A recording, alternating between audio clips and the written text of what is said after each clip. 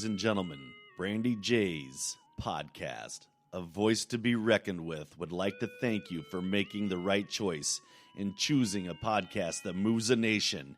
And now, here she is in 5, 4, 3, 2, 1.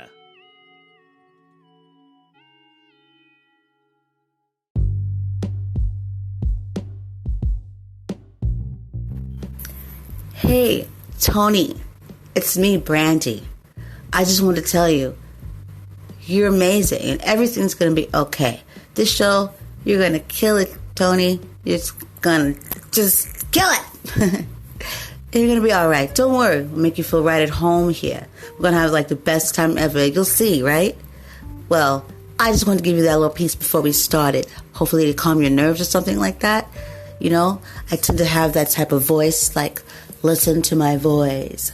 Are you feeling it now? Probably not. But trust me, you will when we start this show today. Because Brandy J's A Voice to Be Reckoned With is here right now with Tony Mostello. Let's go.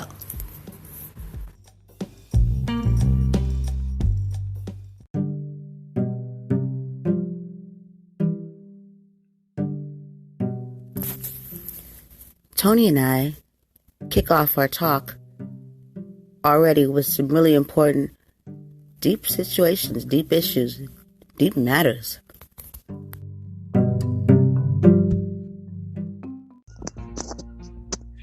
Hey everybody, here with Brandy Joy, A Voice to Be Reckoned With, Season 3, and today I have a really special guest with me today by the name of Tony Mostello.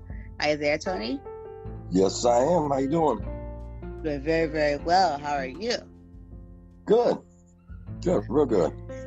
So thank you for coming on the show. We're so happy to have you here. Thank you for having me. Okay. Well, Tony. So, Tony, tell us something. Can you please tell the listeners who you are and tell us what you have been doing, or how did you get into media and casting? Media in general? Yeah. Well, I went through what they call, long story short, a spiritual awakening, an upset in life, and from that, I've always had a passion to help others, Okay. and in the course of my life, I've been on different media formats as far as a fishing show for public access and stuff like that. So I thought, when I got to the end of all of this, went through all that, I said, you know what, I'm going to do something different. I'm going to change up, my way of thinking and all that for myself. One way of me taking care of that for myself is doing it for others. So I decided to step out and start a YouTube channel to try to, motivational speaking and different things I had learned to walk this spiritual thing. And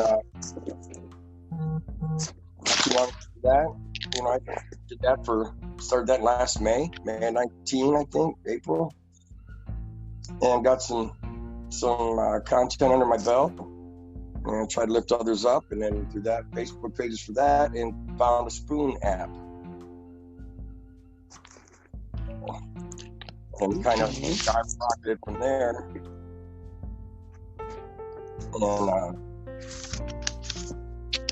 got on there. I've been on there about, 3-4 weeks. And I just really feel blessed to be on there. There's a lot of good people on there, and it was a lot more... I think I reached more people that way, and I found some different things out about myself. Yeah, public speaking, sure. And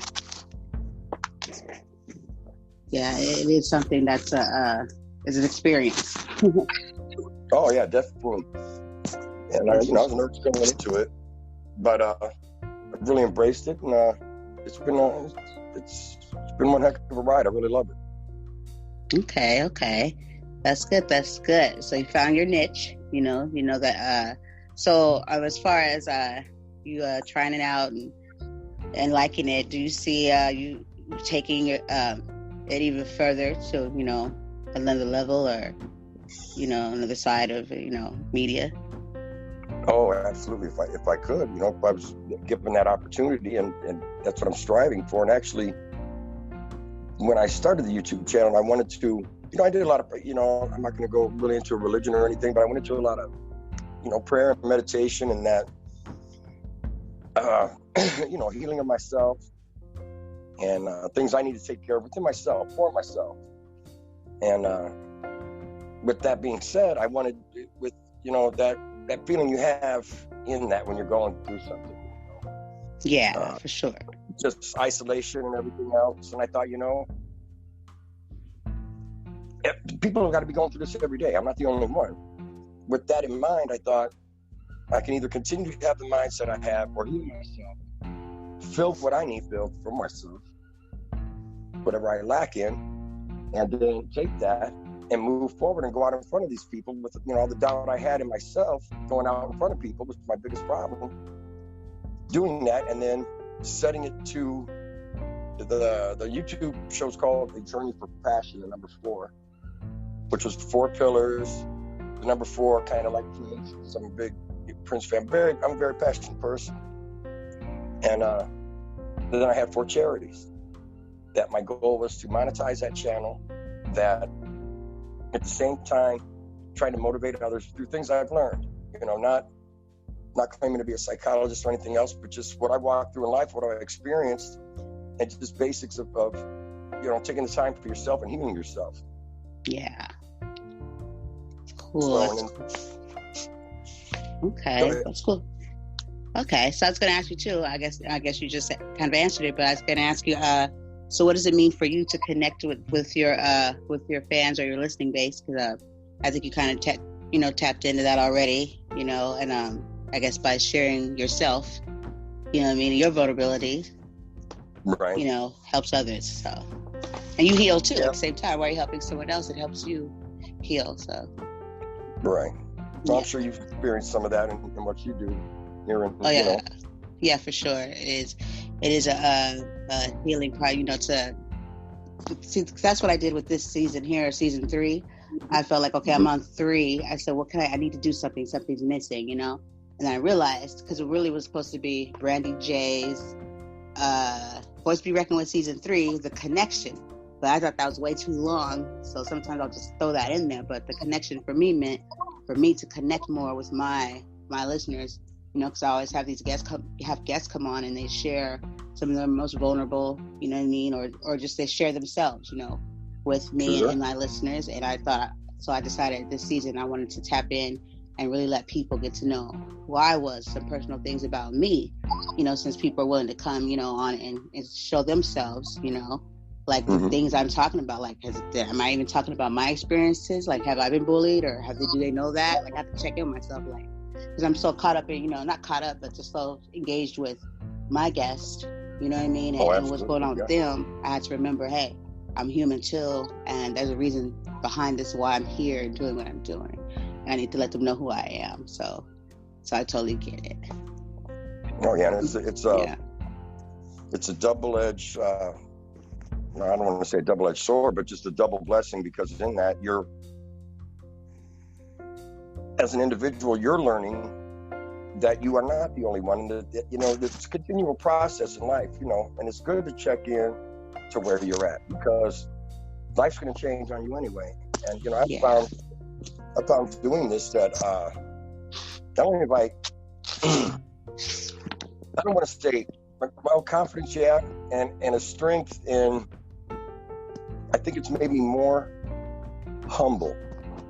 Where others might look at it and say, wow, I have but go to their head in a certain way. I always stay in check. I always try to stay in check, because, you know, for people to reach out like that, I think on that particular forum or platform there, it's easy because there's not a face-to-face thing. There's a picture that's up there, and of course there's chat. And I think it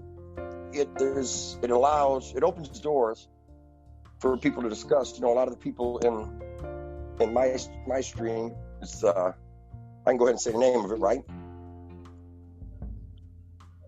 Yes. Hello? Oh, yeah, for sure. Yes. I'm It's sorry. go ahead. You can say it. Yeah, for sure. Yeah, it's the the Wild Heart Experience, and I named that just to things that I'm passionate about in my life and different artists and that. From that, the group became the Misfits. And what the Misfits were, I found that the people that I was drawing with what I was talking about, we had a lot of commonalities of things that I made mistakes in the past, and then them reaching out to other people drew other people in. Yeah. And what was so cool about that was not only were you gaining a confidence in yourself and a feeling of, I'm not the only one. It's okay to be vulnerable, and it's okay to discuss it. In that, there's the freedom of that, purging, if you will. And we have everybody from drug addicts to alcoholics to different sexes, different types of, personal, just a plethora of people to a 65-year-old PTSD veteran. And you would think none of these people get along. And when they all share, although they're from different areas, they all share kind of the same, stress, if you will, or commonalities in what they're lacking in, or insecurity, what have you. And in that, you create a family bond. Yeah. Yeah. I'm just kind of empowered by empowering them. I don't mean it's a special thing I'm doing. I'm allowing them to speak on that and encouraging them to do what I'm doing, because in actuality, what I'm doing is encouraging myself.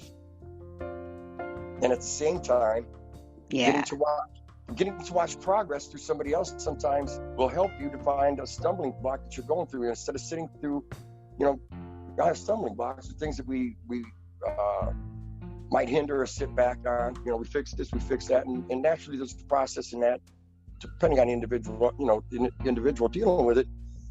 I think there's a time when you get to sit there, and as if they want to call it a DJ or a speaker, if you will, that gives me time to watch. Although I might be sitting still right now, not stagnant, but still, I'm still involved with the process with somebody else. And so somebody else does the thing. And through that, they're seeing all these different adversities being conquered one step at a time. Right. Yep. Some deep stuff. Yep. Well, that's awesome. That's that the time that you've been in it, and this is, you gained some, it's been more of a, how can I say it?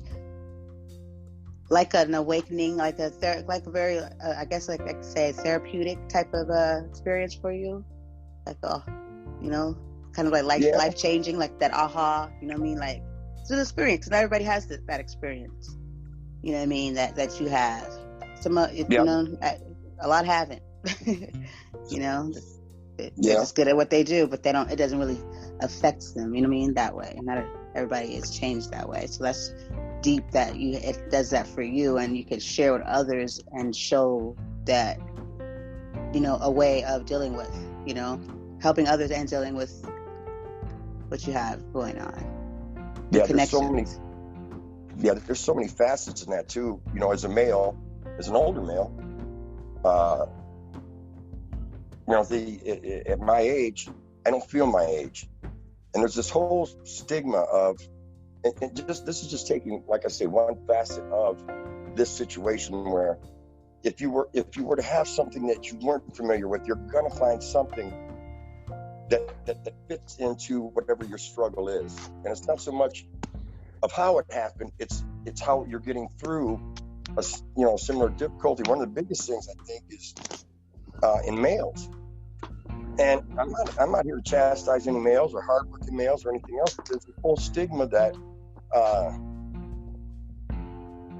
I think a lot of the male population is in this, men don't have feelings, men don't accept things. And I think in that, at what point does pride be what pride is? be prideful in your work, to be prideful in your home is one thing, but to let pride overtake your well-being. And there's so much well-being in your mental state that you could have the best job and be good and be prideful in it, and the best home and paying your bills. But are you taking care of the inside? Because it's all one big machine, you know? Yeah, and it can affect the relationships, Oh, absolutely. that you have, for sure. I think it stems from a lot too, of how, some people are raised in their homes of, no, we don't do that. Men don't do that. You don't express yourself. What are you crying for?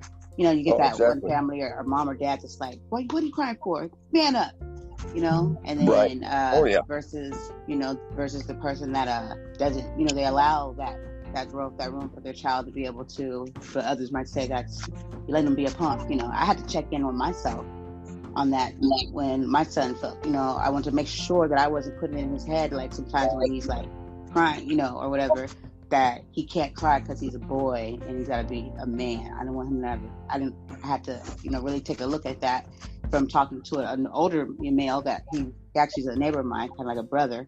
And he talked to me about what we're talking about and about how men are connecting and be able to talk about stuff and being able to express themselves and how he was raised and how he said right now, because he has a girlfriend that just moved in with him, and how it's playing out right now in his relationship. You know what I mean?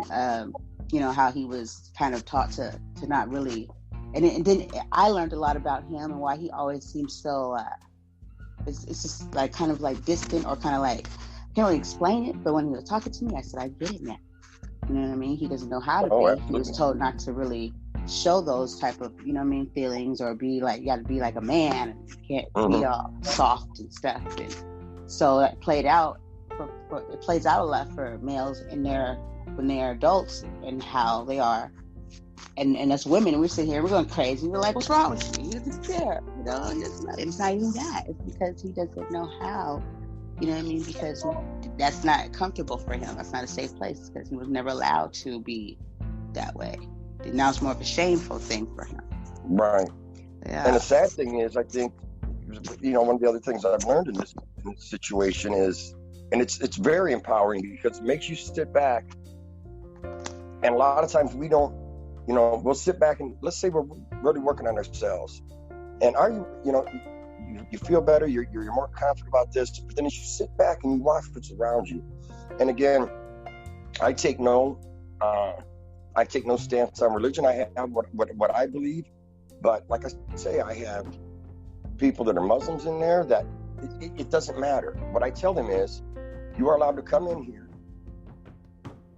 be who you are, do not push it on them, but you are, whatever's, you're battling with it or whatever, we'll listen to you, we'll love you along the way, we're going to learn something.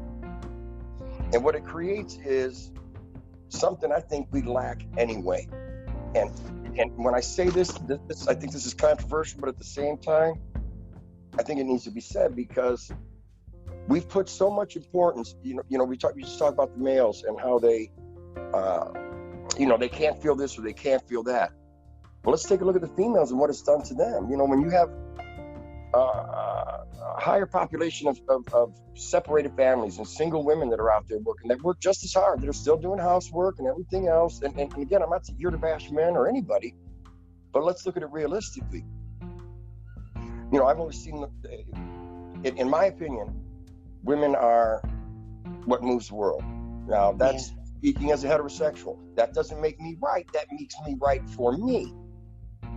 I'm not taking that from anybody, but I can still have my thing and go forward with that. Right. And when you start to talk to these other different, you have homosexual here and lesbian, the whole LBG, we've got it all. And it starts to become, I think, in society alone, even if you're doing well with it, people are pinning on, their life is based on their sexual or their color, and that's not what life is based on. It surely isn't. It surely isn't. It creates separation. It sure does. And what we're building here is, and then I've had people accuse me of starting a cult or anything. And what this is, it's not a cult.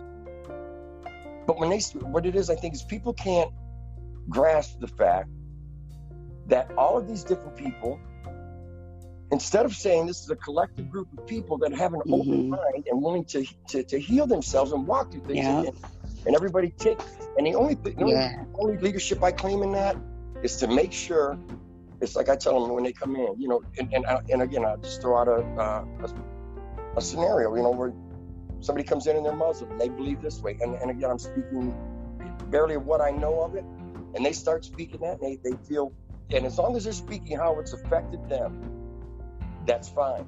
Yeah, they're not pushing out anybody else. Right. But, and I've had to, you know, tone it down a little bit because, you know, in this too, there's people that are passionate about what they believe in. And I get that. We're not taking that from you, but you're not going to take the floor from somebody else. Yeah. You could beg to be, you know, you have a difference with them, let them speak, and then you take that somewhere else. And if you can't do that in the room, then we're not going to have that here. We're not here. And in the same token, they're not going to push all, you know, everything's Allah, or everything's Christ, or everything's homosexual. You know, no. We're all human. We'll push the human experience. We put that to life. And you got to realize that there's other people. If you can believe what you believe in, but also respect and realize that not everybody's on that page, and remember that other people, when you're saying those things that are in there too, that are of those things you're saying, you got to really take a step back and be like, you know, maybe this is a topic we shouldn't. And that's why a lot of people steer away from politics and definitely religion because of that, and people get all up into it. And so I think 9 times out of 10 it's best to not even, you know what I mean, especially if that's not the platform in general. Now if that's what you're going for, and that's what you guys are doing in that room, have at it. You know, it's not gonna be too pretty though, but but you know, at least you all know what you're there for, you know what you're up against. But I mean, I try to steer. I have a very intricate way that I go about if I have to bring up, because it's hard to dance over and never bring up, especially if you believe in God or higher power or however you call it. You know what I mean? It comes down to the core. Exactly. You know, but it's just all about how you address it. You know, and so I have a very keen way that I address it, and so. And that works for you, right? I mean, you apply that in your daily life, and you're not pushing out anybody else. You know, I leave questions in people's heads. Well, you know, I'll find information or facts. You know what I mean? I'll be like, think about it. You know, like, you know, let's see, just how it plays out in our society, like removing prayer from school. I wouldn't call that too much a religion. I would just say, hey, well, I wonder what that's about. You know, I experienced that, and you know what I mean, with some kids that wanted to pray, and then I was told, you know, hey, you might want to be careful. The schools don't think too kindly of that. You're not supposed to pray in school. So I did a show, did my research, found out it was true that 50 years ago that they had completely took it out. No prayer was allowed in school. I said, well, who in the hell is going to revisit that shit? You know what I mean? To bring whose mind was that on? You know what I mean? So right now, in the new age, in this era, bring that back to the forefront. And that was going to be a thing in school right now, where there's controversy about if you pray, you're not supposed to pray together or in public, or if you're by yourself and you have to be praying, that's fine. It's crazy to me. Like whose agenda was that on, and what's the purpose behind it?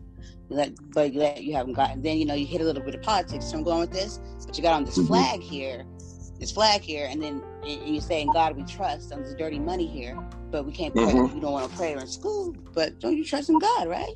He's in your Pledge of Allegiance. He's the front man for our United States. You know what I mean? But we can't pray to him. You see how that just don't match up? That was a little bit of religion, right? A little bit of God, politics. Absolutely, they go together. Yeah, and the thing about that too is, like with the group, one of the things that I think a lot of us experience is, some of them are just on there to just talk and vent, and the other thing is when they're in a group dynamic like that, what I do is try to, when I allow people, and when I say allow, it's not, and I really hate to take a leadership position in this, because really the only thing you're leading is yourself in this, because it becomes so, you're so much involved, but you're not, if it makes sense, because what comes to the forefront is one of the things you brought up. When you start to see growth in there, people leave the room. Well, we congratulate them, and what I ask people to do is to go in to their thing, whatever it is, stop in and say, hey, I love you, and I don't get paid for any of this money-wise, if I was to say what it does for me emotionally, spiritually, in my everyday life, priceless. Because Right. this is why. Now, instead of focusing on, if you want to segregate something, and we're always going to do that. I don't know how we could get to that, but if we can just take our time and be about us and have that dynamic of that, you're no longer looking at they're over here, Right. that person's over there because they're parking the car and that's their job. This person's over, it doesn't matter what color they are, what they do sexually. None of that describes your life. That's your sexual preference. That's your ethnic background. But that is not you. Not who you. Yeah, that's not like who you are, and that labels you as, Three things that are common: air, blood, and love. And I don't care who you are. I don't care what religion you are. I don't care what sex you are. Air, blood, and love. Mm-hmm. And there's more you could add to that. But those are three necessities that people are going to have in their life. Whether they want to admit the love, you were raised by somebody who loved you. Yeah. To the best of their ability. So you have an example of that. Yeah. If that fell short, and if the first two fell short, you're going to die. Yeah. You're going to die. Yeah, for sure. Yeah. Mm-hmm. I know. I had. Go ahead. I'm sorry. Sorry, we're getting it. Some good stuff here, right? Oh yeah, I love it. Yeah, that's what it's about. But I was talking to I think it was a fellow podcaster. There's so much talking since I've been podcasting stuff. Just talk about like just stuff, the thing that people really don't talk about, and you'd be like, wow. But we're talking like how we're talking now, and then I had this idea. The wheels started turning.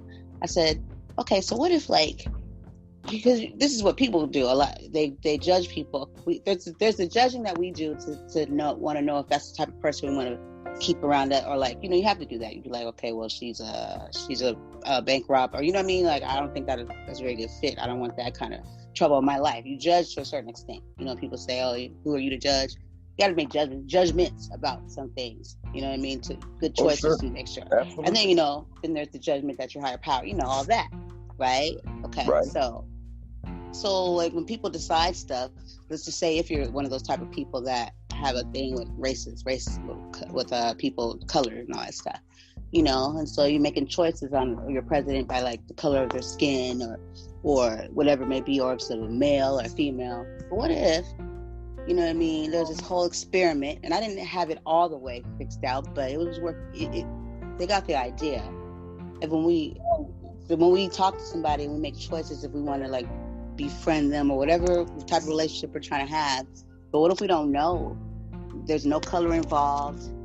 They might be sexuality. You might know the sexuality of the person, you know what I mean? But definitely you don't know what race they are, and you make all these decisions just by talking to them, but having no idea, But in your head, you think this obviously has to be a white person because they are just the greatest thing going. And they sound white, and everything they're saying sounds right. So you're like, yeah. And then later down the road, your dreams and everything's been stolen from you because you found out this whole time that this person was, you see where I'm going with it, was African American. But then the whole time, though, as you guys are building this relationship, you have so much in common, and you guys really, really have formed something with this person, a bond. And all the things that was missing, that wasn't there, was the race, the color of the skin.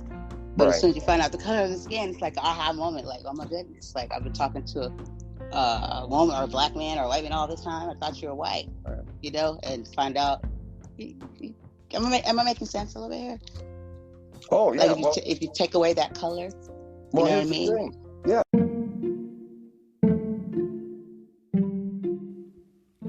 Hi, I'm Brandy J, a voice to be reckoned with.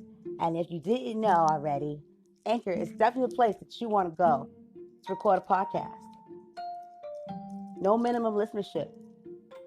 It's free, guys. I mean, they give you these creation tools that are so easy to use to put together an amazing show like mine, A Voice to be Reckoned with. And I'm on season 3.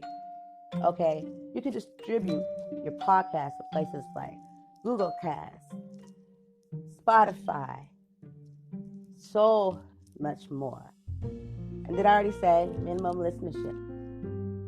I mean, you can record, and people can find you in your audio library and listen to you whenever they want, wherever they want. You can record on your phone, in your car, in your bathroom, in your room. Doesn't matter.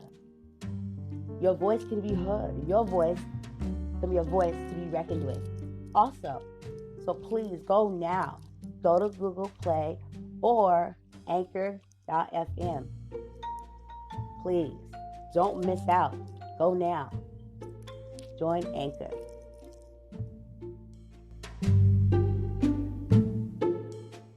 And here's the thing. The fact that me and you have to sit here and say, it's a black man that I talk to. It's a white man, because you have to be politically correct.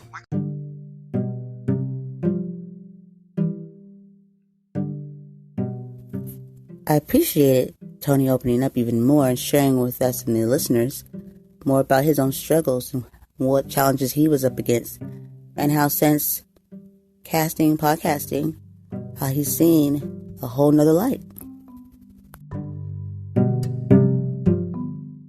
Already, because they were on the ground floor of it, and podcast was really new to me.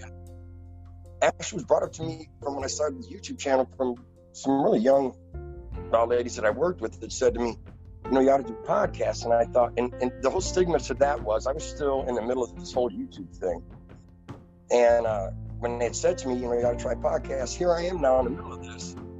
And going forward, look, when I got in just the 4 weeks, now you come on in the middle of the week, and you're lucky if you've got, it don't look like you would hold enough people there to, to stream. And in that, through the color thing, I grew up in a pretty diverse neighborhood. I have a diverse family, Mexican, Puerto Ricans, and around a lot of African Americans too, or blacks, however you want to say it, because hey, to me, it's bullshit. You are, and you can't change that in people. That's a learned behavior. I don't believe you just, of course, you're going to notice a difference in the skin tone, but you're not going to judge on a skin tone. Kids don't do that. Kids are fearless. As I started to talk to some of these individuals, and I'm listening, and I call them brothers because we're brothers. I call everybody a brother. And I call it the girls. That's just me. That's my dialect. That's what I do. And it's genuine, and it's well taken. But as I'm listening to these different gentlemen, and you see a picture of him up there, I already know he's an African American, but as I'm listening to him, I'm hearing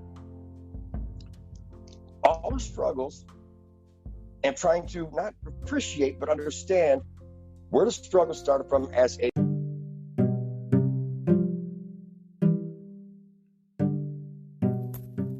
Tony begins to open up even more and really passionate about what we're speaking on.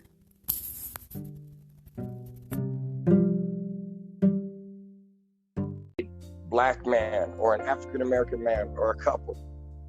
And as this man's talking, he's breaking down the stigma of what that is to the common basics of what life is.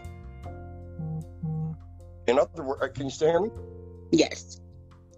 In other words, saying it's not a black thing, it's a black man going through life struggles. And if you want to label it as a black thing, then it's always going to be a black thing. And it's a life thing. Yeah. When you see people in rooms together and they're talking. Now, keep in mind, you're the only one that is talking in a live cast, and you're watching everybody just chat away here and go away. When you turn around and you look afterwards, you see the people that are in your room. You have an 18-year-old young man who's dealing with drug problems or abuse in his family, a black individual here, a Chinese person here, a gay person here, a transsexual here. There's all of these people in a room that isn't seeing color. Right. They're reading literally and taking in and watching a change in the spectrum of thought. Instead of, here we are, what you call hindered, and they're all saying, man, I wish we could see each other. I kind of wish We couldn't in a way, because I think some of the youth and some of the, and again, you can't blame it all on the youth either, because they're taught by the adults, and you got some adults that are so set in their ways. Speak on it. That's what I said. You got so many adults that are set in on that too, that have been the example of these children. And one of the mindsets I had coming into this was, these children today feel so entitled. Okay, but in that though, it's not their fault. Huh? I was just listening. I was like, it's not their fault. We really think about it. Right. Somebody learned it from somewhere. When you think about it, this was my mindset going into it. And there weren't a lot of children in there. When I say children, I mean younger, teens and 18 to 20-year-old. And I had this whole mindset of, like every generation does, okay? They don't understand this. They don't understand this. No. This is one thing I learned. Was there some truth to that? Yeah, here's the truth in the entitlement. Remember, because I've caught myself saying, I listen to somebody else, and I'm not one of those parents that'll say, oh, not my son. No. If my son's wrong, I'm going to tell you he's wrong. I have a great son because he's a great son. He's a great father. He's a good husband. He represents that. I don't hide anything he does wrong. But if he hasn't done something that's terribly wrong, I'm not going to focus on that. You understand what I'm saying? And in that, though, and the same thing as adults, I have said, and I was lucky enough that he had a somewhat balanced mother too, that I spent most of my life giving them what I didn't have. When really I'm thinking in my head, and it should be, the mindset is what you work for, you have. Coming into this, the same thing that I'm passionate about now, that I'm embracing, and I'm saying to myself, I've always been a passionate person. I've been, I'm all about love, and I'm all about, because it's the easiest thing to do besides getting physical, to believe in that. And on the same token, when I'm talking to these young children, when I say children or youth, we'll say the same thing that I wanted to say and say that they're this way, I was totally wrong. But the majority of these children I see in here, or young adults, they have the same heart I have for a passion. It just took me this amount of years to get to where I'm at. And they're pursuing it. Yeah. And some of them come from some bad shit, and some of them have just, this is what I do. When you parent, and that's a two-way street too, because parent, when you tell a kid when kids are born, you hear a lot of parents say, that damn kid gonna touch that plug, and he's gonna do this, and he's gonna do that. Well, yeah, they're gonna do it because they don't know. But that's almost a blessing, because they don't know fear.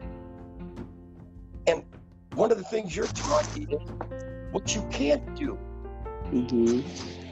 That's what's inbred in. Don't do this. Don't do that. You need to do this. Yeah, what do you put in place of that thing? Like you said, I can't. And that's why they feel the way they do. And that's why they're going to open up and share and all that stuff, because we're just like the police, I can't do police. Right. You got to redirect. Those children don't quit loving the parents. They quit loving themselves. Yeah. And when that happens, you've started it from the core in again. Yeah. Yeah. You're like so crazy that how like what you're saying right now is like exactly the same stuff. I'd be sitting over here, even like we're working with the kids, working in schools and stuff. I sit here and it gives me an insight to myself as a mother. I check in with myself because I'm not perfect. You know what I'm saying? I catch myself through helping others, learning from, these kids at school. Like, damn, let me. What ages do you deal with mostly? We're kinder through 8th grade, but the kids I actually work with daily is from kinder to, my class right now is actually 2nd, 3rd grade combination. The year before that I was with the 1st graders, I think, and then the year before that I was with kinders. So kinder through 3rd is what I'm only really willing to go to. But is that a majority of where, and I just want to play devil's advocate, just because I'm on the other side of that. Is that something you see common between kindergarten and 8th grade? Because a lot of what I get is after that. You know what I'm saying, on the app. As far as bullying and what you do in your line of work. Is that what? Is that the bullying that you're talking about? Is that common through kindergarten? Through yeah. It goes all the way down to kindergarten. Yep, it definitely kicks in first grade. Yeah, because I work with younger kids, and like right now, like that's where we're in the phase of these kids are so horrible to each other. So this whole mission this year has been, the classroom motto was kindness lives here. You know what I mean? I pulled out all the stops, you know what I mean, to teach these kids. And I brought books, did activities, but that's what you got to do. But, steps at home too. They're exposed to other places. They learn the behavior from somewhere. And some of them just get kicks out of just being mean and just vile to one another. You know what I mean? And it doesn't stop, from wanting to try, but you take a good look at it. You got to remember, they learned it from somewhere. That didn't just come out like, I'm mean, I'm going to kick you, And then some of them are really got a bully like mentality. And I could see it as far as kindergarten, because, 9 times out of 10, they experience it at home. Sometimes they're being bullied at home. And so they come, or their parent. Look, if you're a parent that's an asshole 99% of the time, your kid most likely is going to be an asshole too. You know what I mean? That's just how they're going to be towards people. Because that's all they know. You know what I mean? So as parents, we got to take a step back. And you probably don't even mean for the kid to be an asshole. Some people are just set in their ways. You know what I mean? Absolutely. And you're probably very loving towards your kid, but remember, there's more than your kid out in the world. You got to send them out into this world to know how to get along and how to, interact. And that's a big part of school. Is not just people learning. You're sent to school to learn. Not baby. You have to socialize in school too. Yeah. Anywhere you go, you have to socialize. You know what I mean? Your knees up a little bit and learn. Yeah. If you can't socialize, then there's no learning. This learning process is going to be hard to do. Because either you're going to be the one getting picked on, or getting all that aggressiveness, all that stuff. You can't really focus. You don't want to be at school. Who wouldn't want to? Like, my son went through this whole thing. I was like, dude, I'm not going to keep bringing my son back here to have to deal with shit all the time, defending himself physically.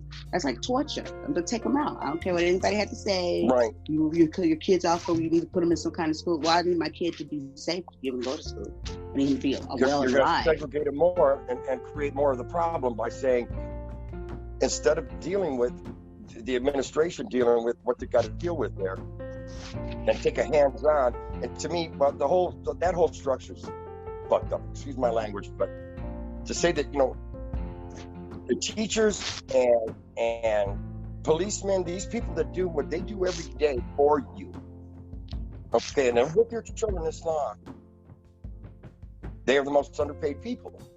Yeah, I would say that, it's so crazy you put a teacher and a policeman in the same sentence. I said that shit. I said, I think teachers are up there with first responders. I said, because everybody had a teacher. I don't care who you is. You the princess of somebody, you had a teacher. You know what I mean? It's so, it's underrated. Shout out to, I know somebody I grew up with that I just recently met up with at a visit to a church. And I grew up with her. And here it is, 30 years later, I run into her, and she has a heart for teaching. And in her class, she's taken they're responsible for everything. They have responsibility when they pull out the crayons. They have which is everyday life. Yeah, you give them jobs and stuff. And these are people that are with your child 8 hours a day. Probably more than you are, because you work and you're with them every single day. Yeah. Yep. And now you've got technology that takes away any kind of human interaction. Now it's just text. Now, people don't even talk on a damn phone no more. I remember we used to no more and walk around and call blocking somebody who's taking the phone off the hook. Right. And then you'd be showing up at the house. But you had interaction with people. You don't have nice things about, like, I think with what you're doing. And because you're not going to beat it, you're not going to take technology away.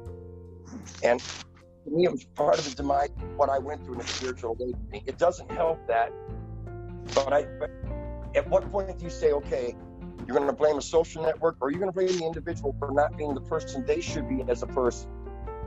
This just gets made in that today. And if you grow up with, you have to have so many likes, and you have to have this, and you're not people. It's just as bad as social. Yeah, you got people homeschooling kids because they want them to learn, and you're teaching them everything, but the society you're pulling them out of is changing. Mm-hmm. Now, the mental part of dealing in society, you are stripping them from. So either way you look at that, there has to be some kind of... Well, homeschooling, though, that part right there, I'm seeing a lot of homeschooling, because I tried it. I didn't try it. I didn't have the means to do it, because I had to work, so I wasn't going to be able to, like, be the person that was responsible for his lesson and stuff like that. But I understood why some of the people were, because of the safety issues, that part, you know what I mean? But what it does, it makes you have to, like, step up. Like right now, the school my son goes to, it's not a regular school. There's other kids there, all different grades, like from his grade 7th to like 12th, because it's an independent study school. So you go there, you're on your computer, you're there probably like 4 hours, and he goes every day. Sometimes you don't go every day. You do the rest of your studies at home on the computer. You send it to the teacher. Not a lot of socializing. You get a tiny little break. You know what I mean? And it all depends on what you're there for. His situation, my experience after, his first school was that it was just not safe. Right. I mean, even as a spectator of being in schools, I've worked at a few, and seeing how it was, I said, yeah, I don't feel safe. You know what I mean? With my kid, I wasn't happy with the school, with the whole, from safety. And it started from safety. My goal is, when I'm at work, be way before learning. The first thing that's most important to me is safety. You know what I mean? I could give that learning stuff, it goes on the back burner to me. It's first, let me keep you safe.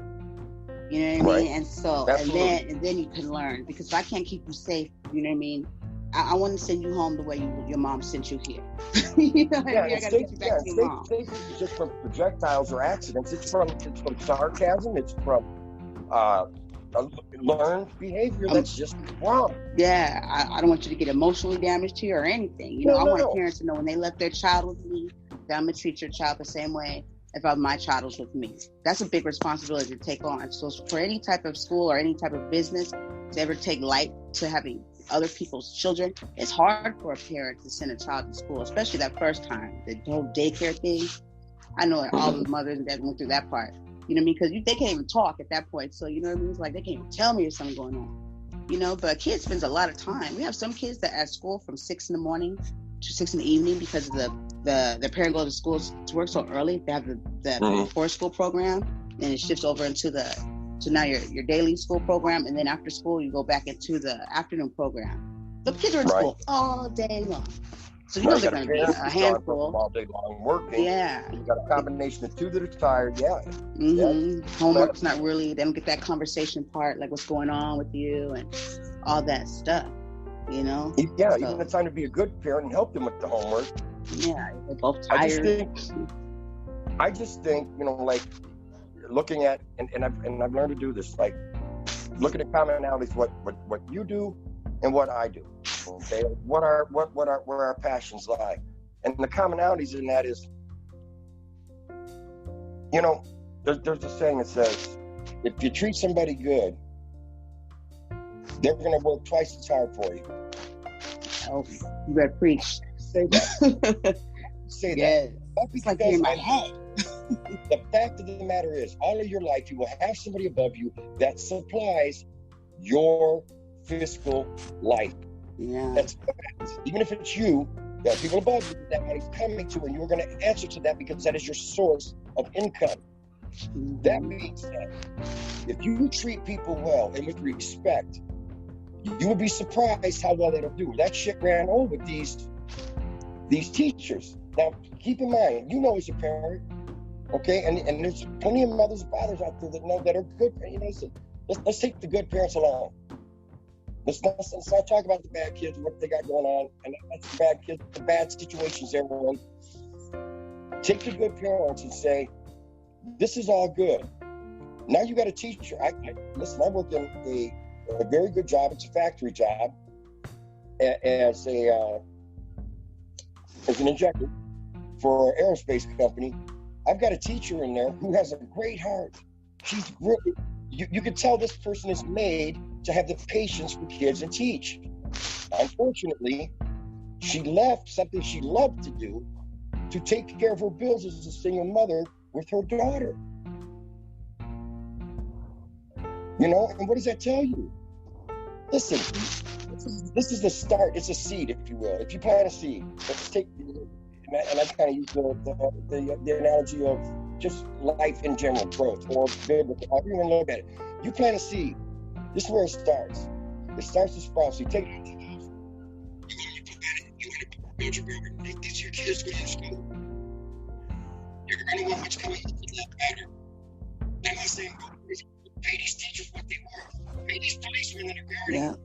They're protecting them. What do? We strip them of everything, and then tell them they're horrible and put the face of the problem that's with the children and these teachers and on these policemen. No. They still doing what they doing for that money. These policemen are walking now. I'm near Chicago. And then it's sad, but you turn on the damn news. I don't even watch TV anymore, and I'm not against TV. There's certain things I watch, and that was it. So I'm not, dissing TV. But I got so separated from it, working on myself. I had to. It wasn't about it was TV that did it. I had to that's how setback I was. But you can turn on the damn TV every day at noon, and there's 2 or 3 cops shot, and they've got the most family gun laws and everything, and they don't let these policemen carry what they need to carry to defend themselves, and they're pulling up, walking up on cars for you, stop and getting shot point blank.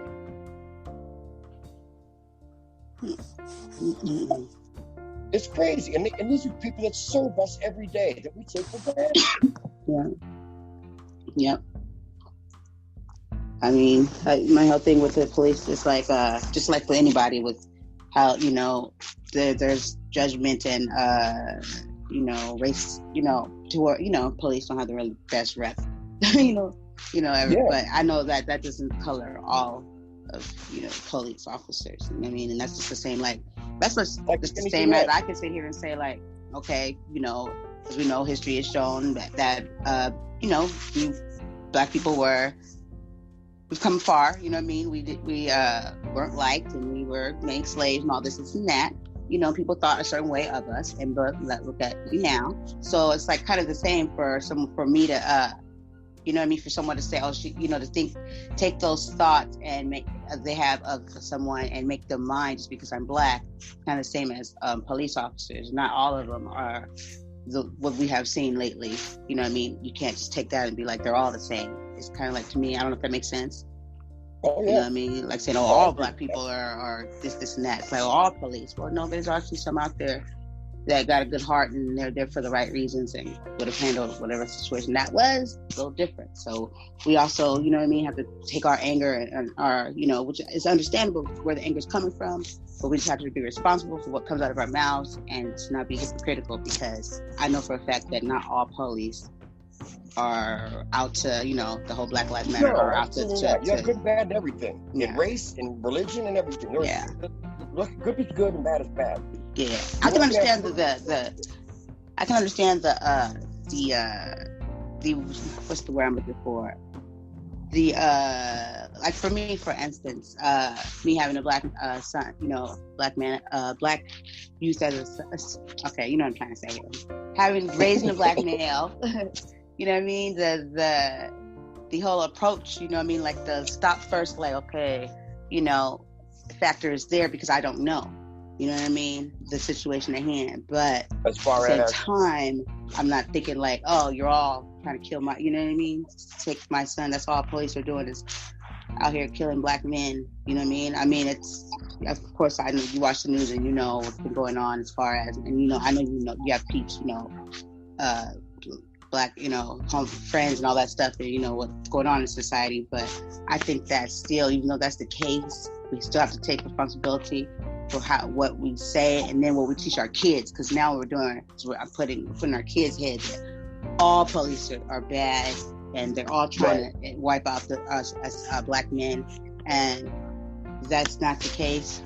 You just got to be really critical when you say that, because a child will take that and run with it. We might know what we're saying. We know everyone, every last officer, everyone. If they're thinking that because you just said it. Well, sponges. Versus just telling them, be careful, be aware. You know what I mean? Yeah, they're inexperienced sponges. Mm-hmm. And they're going to take into what seems to be authority and leadership over them that's comfortable to take in, or somebody that's really assured in something that doesn't come against them, if that makes sense. You know, if they see a parent agreeing on something, even though they don't know about the subject, but they see how, and you could be passionate about something and be wrong. You know, there's that too. You could just be stone wrong. Then you're not passionate about something. You have a learned behavior. That's not a passion. Right.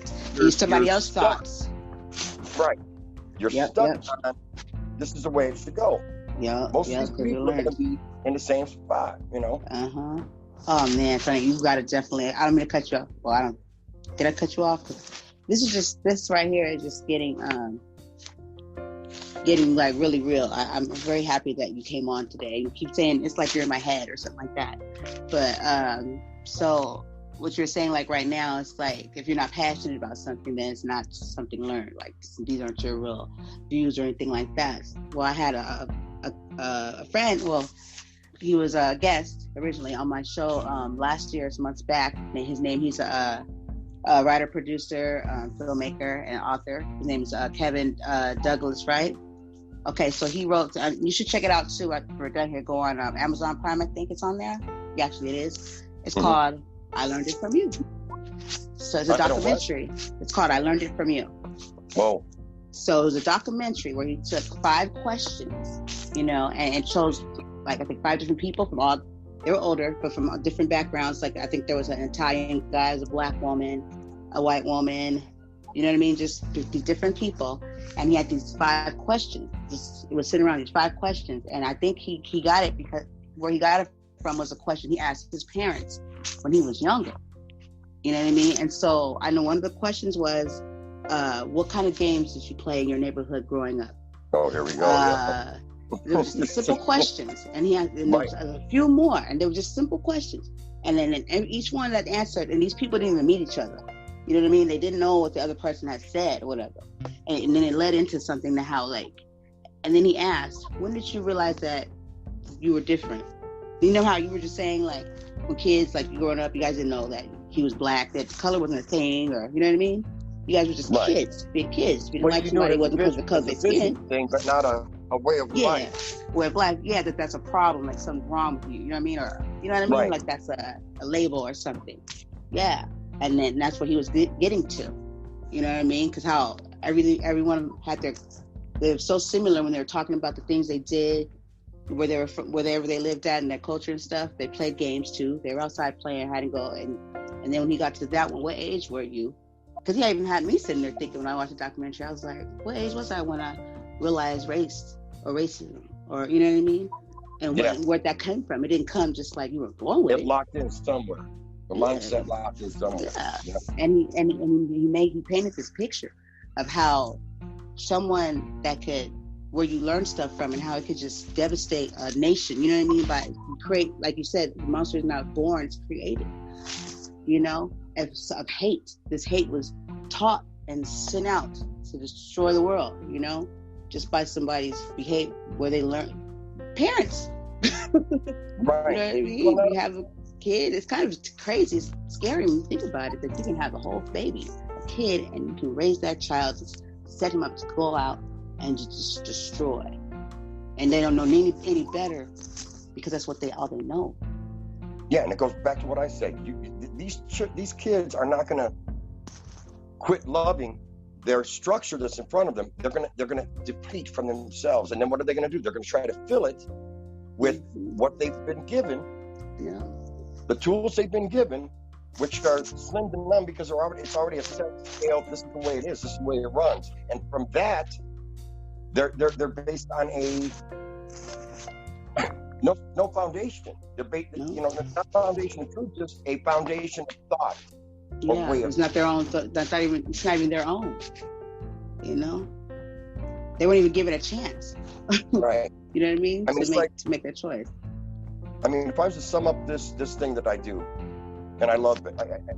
First of all, I want to tell you thank you for having me on here. And you know, I would hope we could continue more conversations like this because sure. It's nice to talk to like-minded people. And when I say like-minded people, I mean you and I are better than anybody else. What I'm saying is, right, when you are around diversity and see them all. What's happened is what is eating from the inside is bigger than what's on the fucking outside. Excuse my language. On the outside, the color, the gay, the whatever. What's in the inside is so bad that it's drawing them. The color lines and everything else are non-existent. It's now a spiritual being. Yep. And I think one of the most important things out of all this I've learned, if we can get each other to just love ourselves, the big thing to start any of this is to love and accept yourself for what faults you have, because you're going to have them. There's no growth without failure. Right, exactly. But there's good failure and there's bad failure. If you're going to have the constant same failure, then that's a life something different. Right. Yes, but it's insanity. Right. You are reaching out wholeheartedly to change what's, it's like Michael Jackson, Man in the Mirror. Take a look at yourself, make a change. Start there. Mm-hmm. And we're not done, but I think a lot of that would stop if we took instead of pointing somewhere else. Yeah. You put the blame somewhere else. Let me tell you, when you got a 14-year-old kid talking to you like an adult, and I know that all too well. When you got that kid talking to you with a hurt and a knowledge of shit that you shouldn't know, or she shouldn't know, this is somebody that's fought this shit and they're still carrying it. And the fact that they're coming here. Go ahead. I was going to say something. Go ahead and finish your. The fact that they're coming in here and sharing that with you now should tell you. So what I try to do, just like with me every day, keep myself full. Where do I got to build and work on? And you'll see it in diversity. Say, hey, I see how this is common with this here. I'm not common with this. Keep ourselves full, and then as we fail, only purge out what we got to purge out, not onto others, and then help others. Yeah. I was going to say, when you had said we have a 14-year-old talking to like a full adult, probably not knowing stuff that they shouldn't even, they've been through some stuff. I was going to say, try having a kindergarten or a second grader or first grader talk to you like, you know what I mean? And it's like kind of fascinating and sad all at the same time. It's fascinating because this kid actually know how you have somebody that's just saying stuff because they heard it, you know what I mean? But they're not really grasping or processing or know what they're saying. But then when you're talking to a kid and they're like second grade years old and they're talking about it and they actually get it, they actually know. They're still not fully, as where they would be, but they actually that's a lost know what they're talking about. Yeah, you know what I mean? Because they had to deal. They like had to grow up through, faster than. And God love them for being where they're at if they're still here. Yeah, some in a mature manner, but still, you should never have your childhood ripped away, because at some point you're gonna have to play your childhood. You lose your childhood.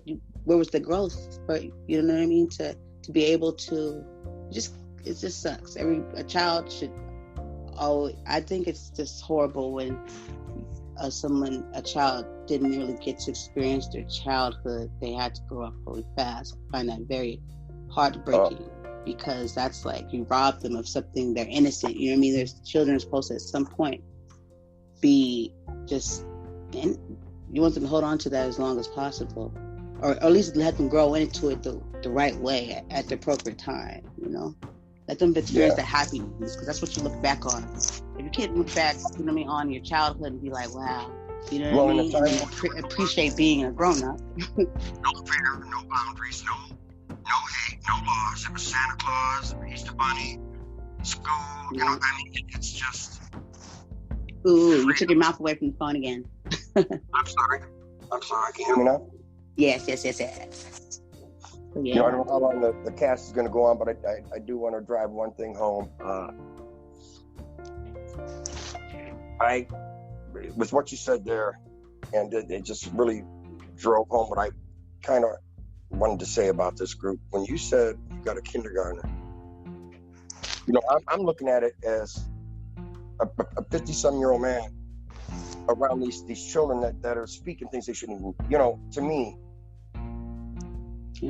you're looking at the soul of a 60-year-old man next to you in a 14-year-old body. And here I am, a 50-year-old man, 54, in a 20-year-old, spirit inside of him.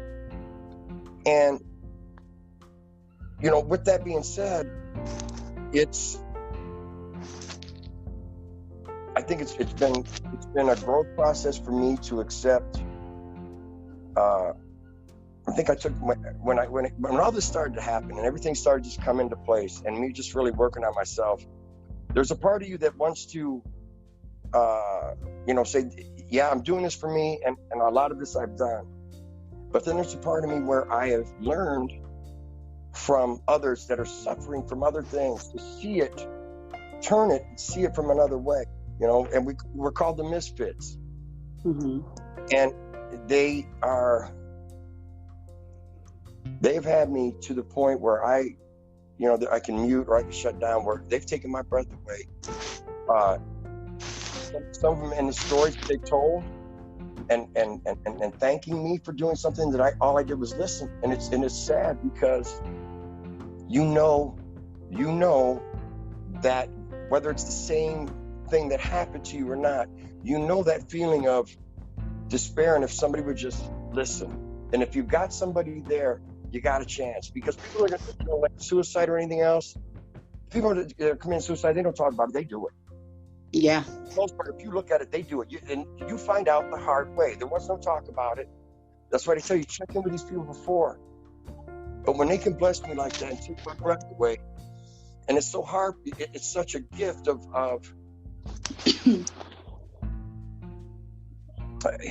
I can't explain it, because at the same time, I get that I'm helping them, but they don't realize how much they've blessed me, So for me to take a form of, it's because of Wild Heart. It's because all of us, it's a thing. But one of the things I learned to do is take compliments, and I just want to shout out to my family, each and every one of them, to make that happen.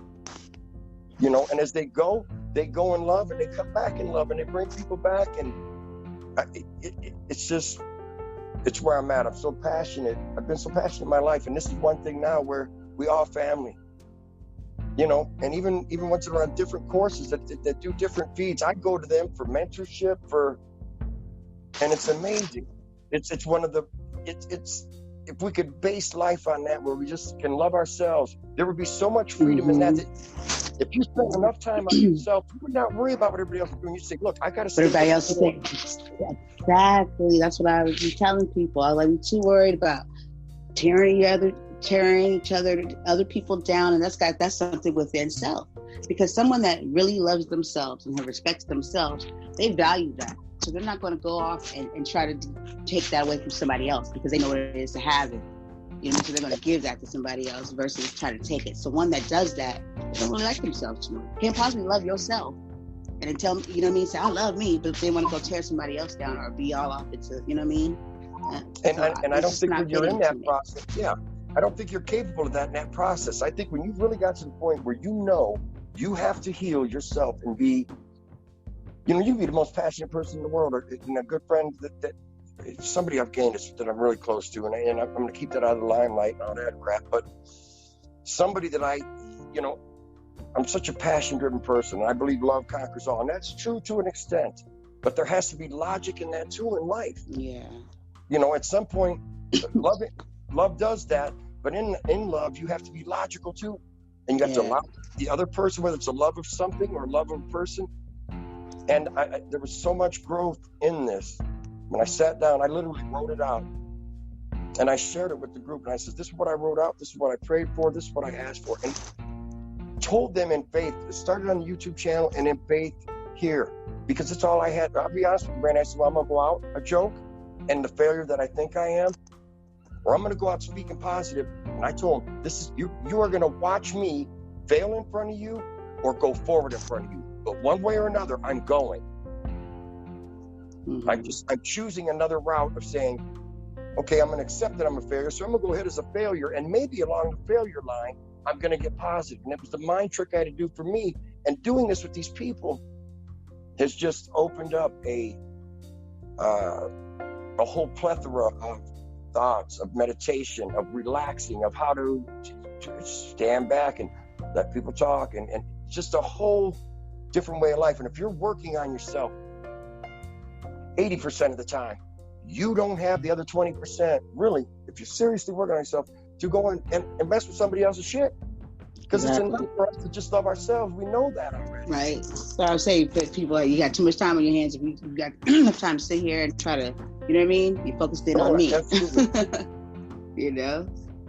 Exactly. But some people don't like self. Some people really can't. They don't like to deal with self.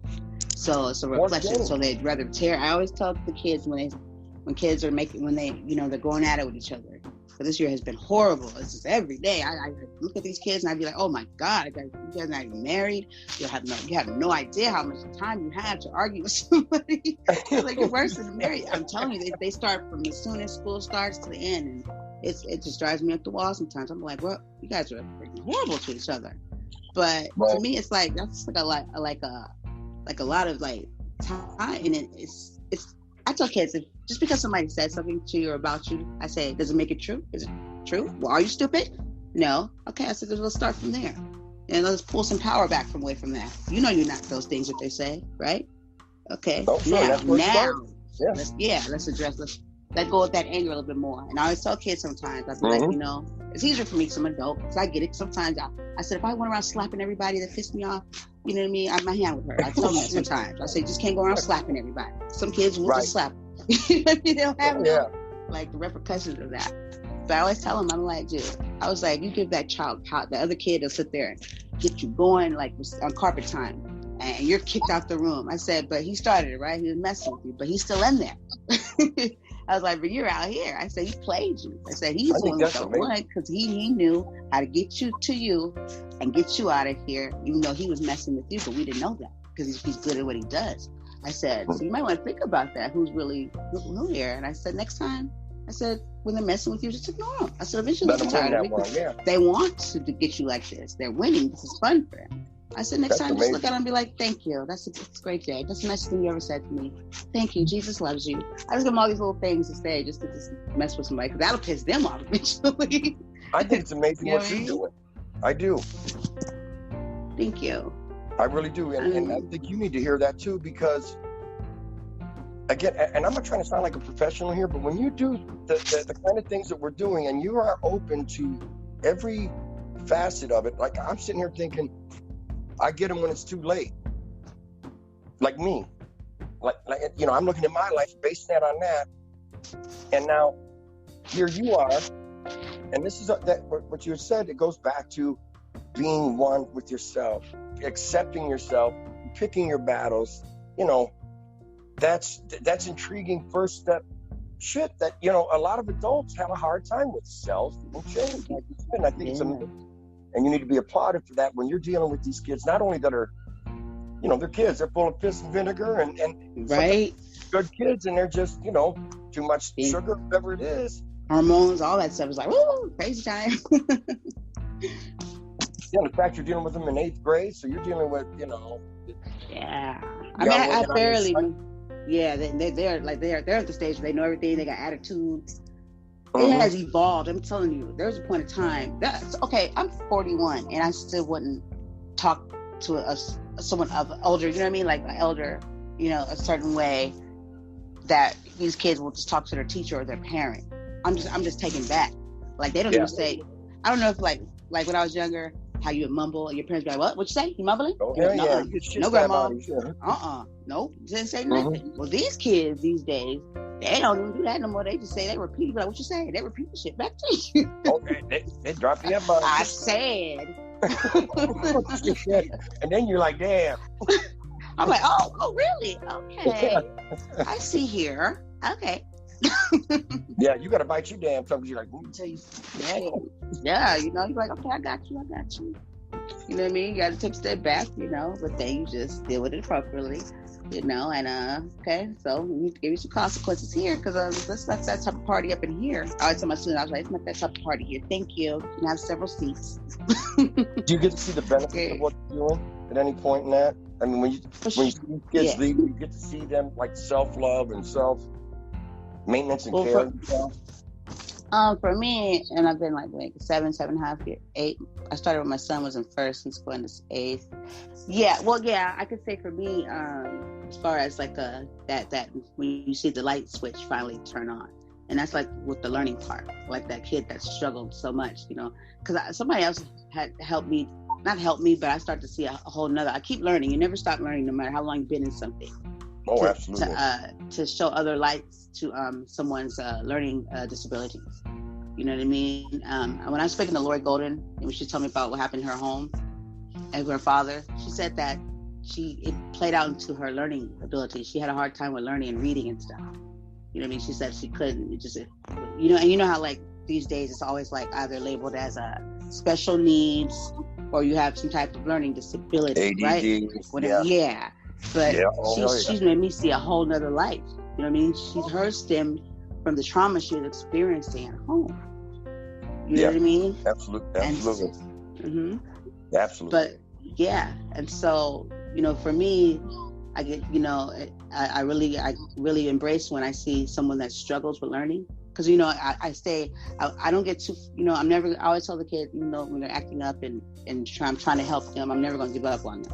You know what I mean? I always tell them like, well, I guess you don't want my help then, so don't come hurling over here when you want my help now. They know I'm still going to help them, right? My goal is just get them there. I want them to see that they can do it. You know what I mean? And so when I see the light bulbs turn on and they get excited because they finally got it, I'm like, that's what it's about. You know what I mean? Because now they're excited about it and they want it. And that's the most precious moment. That's cool. When they get to feel that way. Because you see some kids, they don't ever get to feel that way. And then they start acting out behavior-wise because they see all the other kids as smart. You know what I mean? And they don't see themselves as smart. So now, let me just go F off, you know what I mean? And just be disruptive and do this and that. And I've seen it happen like right in front of my very eyes with a few kids. They went that way because they didn't know it. Right. And they didn't feel like smart like the other kids. And I didn't want them to, that's got to be like the most horrible feeling, you know what I mean? To feel like you're like the rest of them. And I was telling them, you're just as smart as anybody else in here. Just taking you a little longer. And that's fine. That's why I'm here. Right. So yeah. Let me play an interview with you real quick because I'm so passionate, and I shared that with you in the beginning. And I am passionate. I stay on that. Do you see with what you're doing? And like you said, it's a constant thing, and that's what's got me excited about this. Where is it going to take me? Is it going to take me to a mass media thing that? If that's what it's going to take, and I could do that and feel what I'm feeling now, and see the like you say, the good times in it, and the change and the reform of a person's inner, because that's where it starts. Do you see in your things in your platform, have you seen things that become staples now that are just not taken for granted, but they become actual steps that you already know this is proven, this is going, and have an outlook of there's more?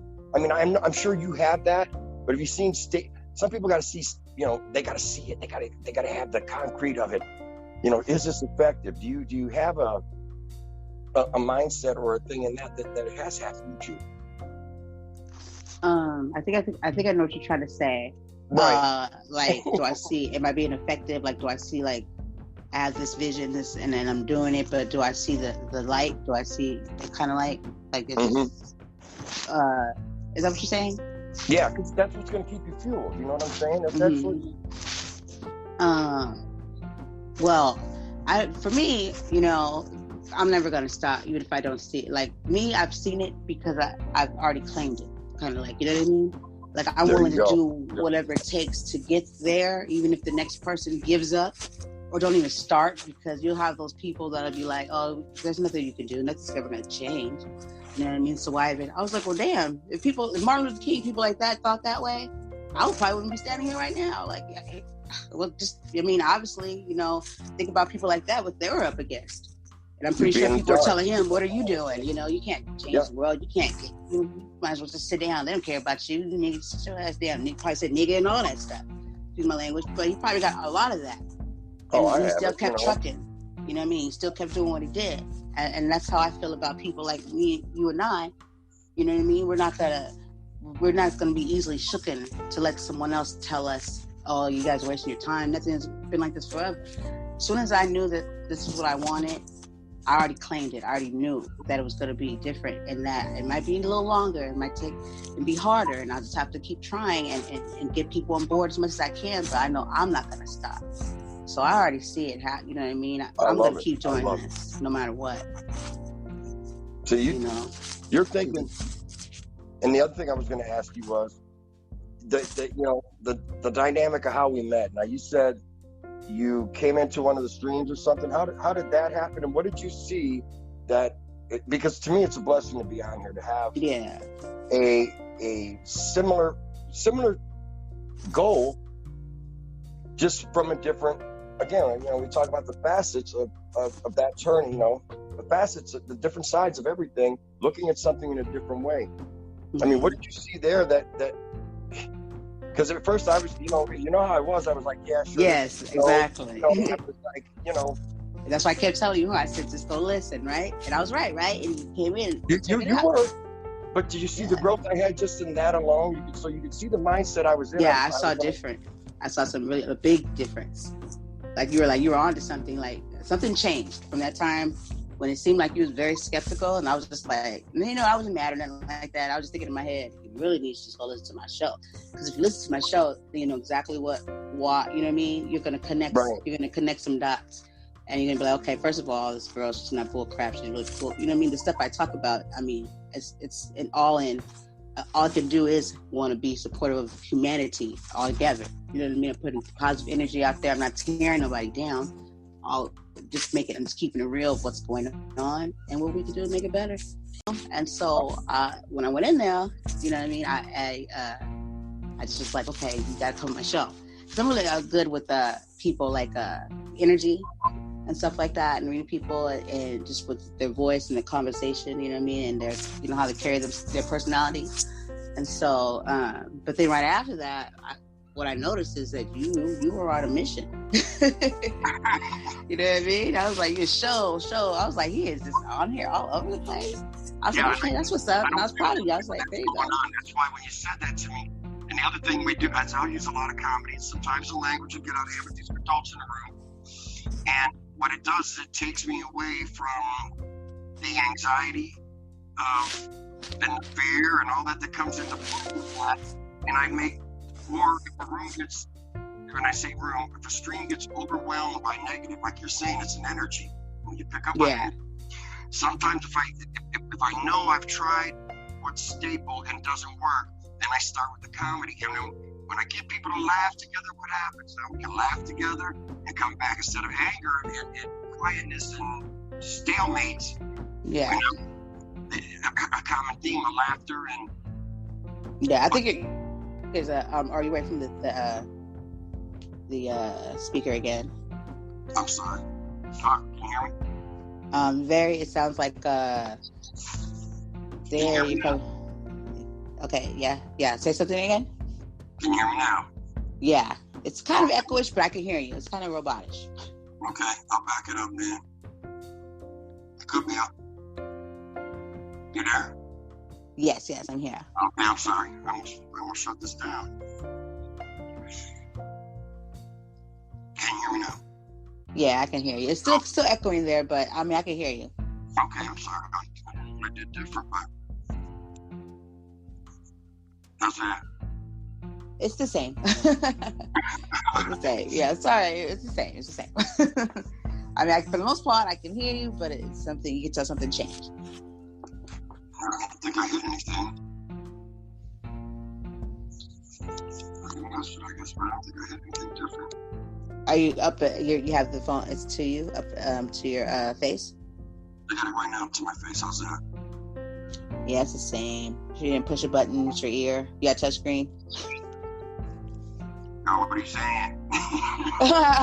Hey, I do all the time. Every time I put my ear to the, my ears aren't big or nothing. I don't know what it is, but I always press buttons with my face. How's this? If I don't. Nope.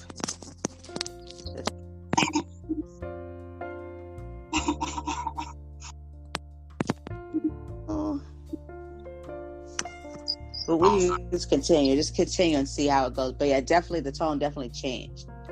Like this. Yeah, you sound like further away. Is it echoing now?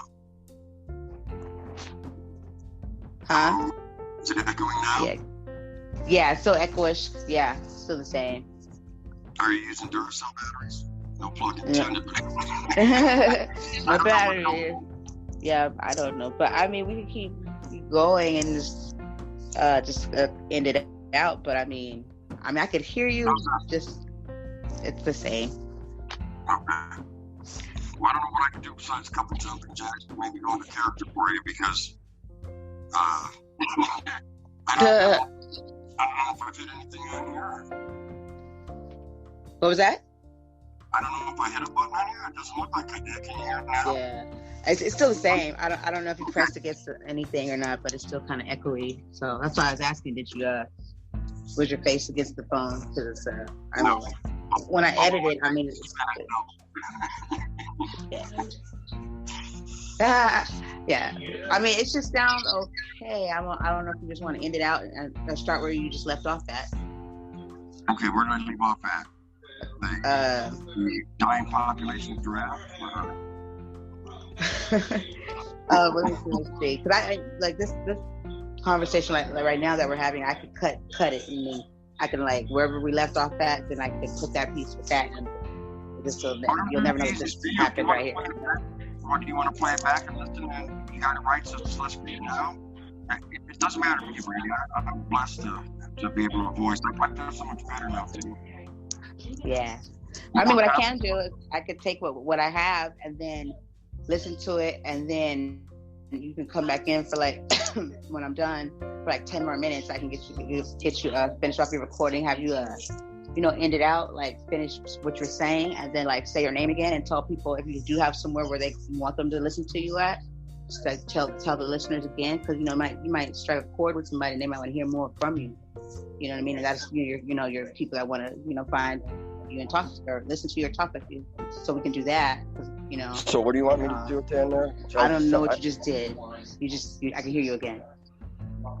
I just lifted my arm. Well, you sound normal again.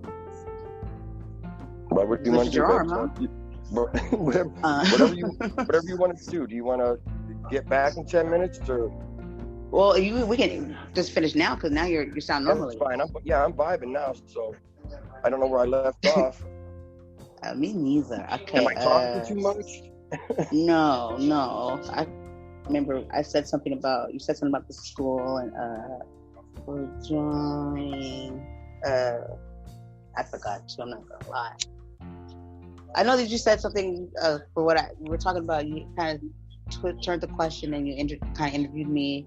Oh no, okay. We were talking about what I saw, like claiming. You know what I mean? Like the basically, have I seen anything that looked like it's any change? You know what I mean? And I told you that I really basically don't even. Once I claim it, I already know it's gonna happen. As long as I know I'm gonna keep going. And then I think after I said that, you were saying. Yeah, I'm trying to remember where I was going. Yeah. Because once I get in a vibe, it's hard for me. Mm-hmm. I'm worried about talking too much, and I don't want to interrupt you. Yeah, no, it's okay. I mean, what I can do is go ahead and start when I get to the record part, and I can find out the last thing you said, and then after I'm done, go back in and you can get back on and finish off. I'll just tell you where you ended off at. I can do that. So what does that do? Give me a pee break? Yeah, well, no, that gives you longer than a pee break. No, because then that would be just my missing puzzle. Like I'll just take this because I have to let. The intro of my show is done by M.W. Holiday of My Horse Holiday. You can find his podcast going live on Facebook Mondays and Tuesdays at 6/7 Central.